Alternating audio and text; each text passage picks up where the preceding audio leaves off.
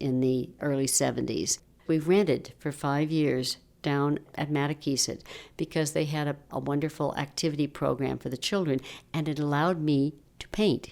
So I was painting outside beach scenes. I was painting only in watercolor at that time, and that's when I began collecting the shells. And I quickly became enamored of the jingles on the beach. That's the common name. The Latin name is Anomia simplex. You couldn't find as many on South Beach because of the waves. They're very delicate shells. But when I would go to State Beach by the breakwaters, I would find collections of these shells. And when I did this series of watercolors, the jingles were the initial inspiration because I'm fascinated by their pearlescence, translucence, the different colors depending on the diet, and just the beauty, the sheer beauty and delicacy of them. And I spent 2 summers going around the various beaches all over Martha's Vineyard. I went up to Lucy Vincent Beach, I went up to Gay Head, all the way up to the beaches up to Menemsha, Tajmu, Lambert's Cove. I went over to Vineyard Haven on that drawbridge. There were a lot of interesting shells down in that area. And then I went over to Chappaquiddick. But it was a wonderful time for me to explore all parts of the vineyard that I didn't know, because when I got here, I generally sort of stayed on my end of the island.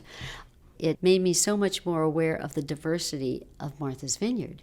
I'm not a scientist, but I wanted to record these shells in a way that would at least be quasi-scientific as well as artistic.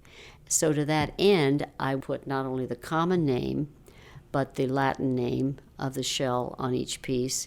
Another thing is that I wanted to show, when I did these, that there's variety even within the shells.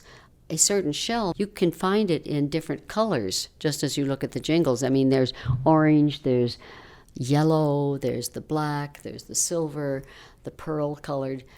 So I decided, in addition to the watercolor, to make either a little pencil drawing. I always had at least 2 images, which had either a graphite drawing and then a watercolor of the same shell, or I might show the back of the shell and the front of the shell. For example, on the jingles, the bottom part, because that's a bivalve, a mollusk bivalve, is flat, and it's the top that's beautiful. The bottom's quite homely, but it's very different. So I might show the front and the front and the back of the shell in the 2 versions, or I might show the juvenile and the adult. And then that would show different color, too. Sometimes they're spotted or striped as juvenile, and they lose that as adults. It was this immense variety that fascinated me. I wanted to make it visually interesting. So scientific, yes, but the visual was equally important to me. It's always been a dialogue that's interested me, a duality that's interested me. The structural part behind everything in nature. So that, to me, was a perfect alliance of the fact that everything that seems messy and unordered probably has some sort of structural base behind it. Maybe that's my theory of the universe, my theory of what God has done to create the world.